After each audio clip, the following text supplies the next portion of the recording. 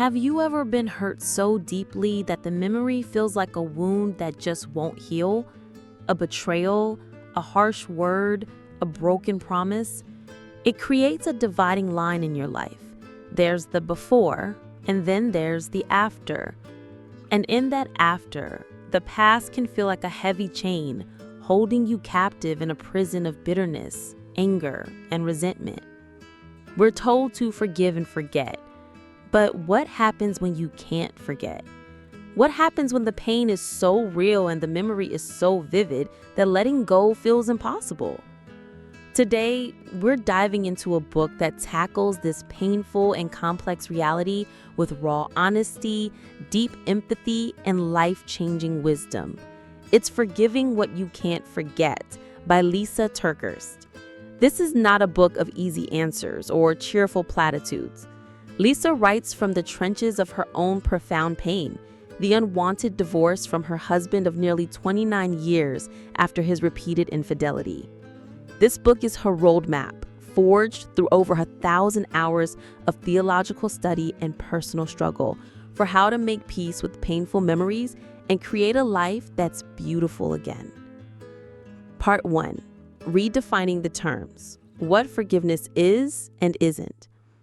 Before we can even begin the process, we have to get our definition straight because society has sold us a bill of goods about forgiveness. First, forgiveness is not forgetting. The idea of completely erasing a memory is a divine act, something only God can do. For us, the memory will remain. Second, forgiveness is not saying what happened was okay. It doesn't excuse the behavior or minimize the pain. It is not a get-out-of-jail-free card for the person who hurt you. And most critically, forgiveness is always not reconciliation. This is a life-changing distinction. Lysa is clear. Forgiveness is a command from God, something we do for our own spiritual and emotional health. Reconciliation, however, is conditional. It takes two willing and changed people. You are not required to reconcile with someone who is unrepentant or continues to be a source of harm in your life. Separating the internal act of forgiveness from the external act of reconciliation is the first step toward freedom. Part 2. The high cost of unforgiveness. So why should we even bother with this difficult work? Because the cost of not forgiving is far, far higher. Holding on to unforgiveness is like drinking poison and hoping the other person dies. The only person being consumed by the pain is you. The person who hurt you is likely sleeping just fine. Unforgiveness festers and turns into bitterness, which is a deep, simmering resentment. And bitterness brings friends. Malice, anger, wrath, slander. It is a cancer of the soul that eats away at our mental and physical health. You simply cannot get well if you are still bitter. Part 3. The how-to. Forgiveness as a decision and a process. So how do we actually do this? Lysa breaks it down into two parts, the fact and the impact. Forgiving the fact. This is the decision. It's an act of obedience to God, a choice to say, I will not let this past event define my future. Forgiving the impact. This is the process. This is the long, hard work of healing from the emotional fallout, the triggers, and the ongoing pain that the event caused. This part takes time. To handle the decision part, Lysa shares a powerful technique from her counselor.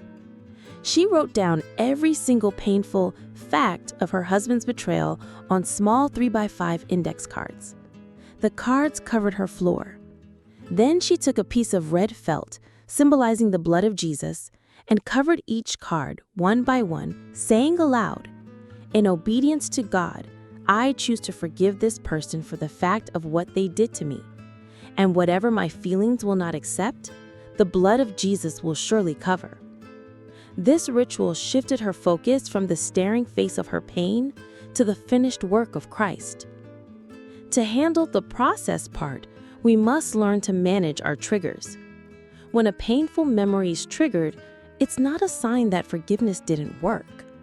Lysa beautifully reframes triggers as mercies.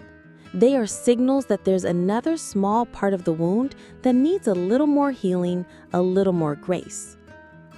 Part 4. Boundaries, Trust, and Rebellious Resilience. Forgiveness does not mean you become a doormat. In fact, true forgiveness requires you to love yourself enough to set healthy boundaries. A boundary isn't a wall to punish someone. It's a fence to protect yourself.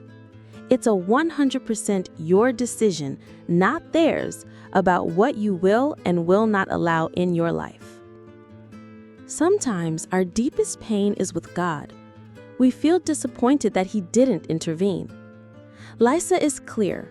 We don't need to forgive God, but we must learn to trust Him, to believe that He knows things we don't, and that He is working even in our pain.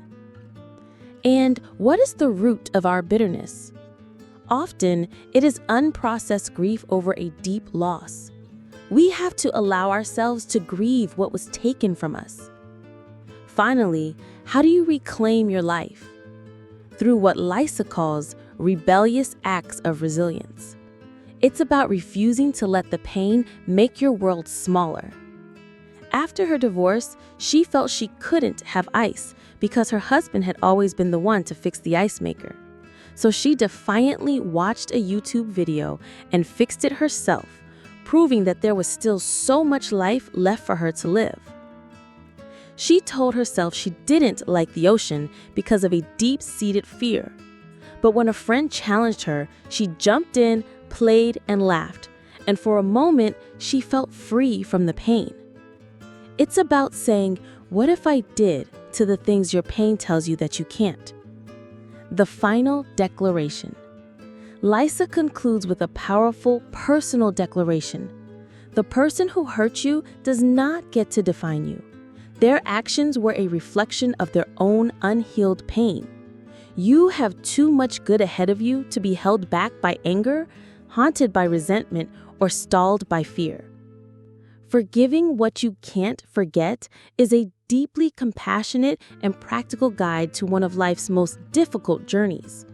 It teaches that forgiveness is an act of profound strength, a choice we make not for the person who hurt us, but for ourselves. It's a process of untangling our hearts from the past so we can step into the beautiful future that God has for us. If this deep dive into healing and forgiveness is the kind of wisdom you're looking for, you've come to the right place. That's what we do here at The Book Whisperer. We break down powerful, life-changing books to give you the tools you need to solve real-world problems. Make sure you subscribe so you don't miss our next breakdown.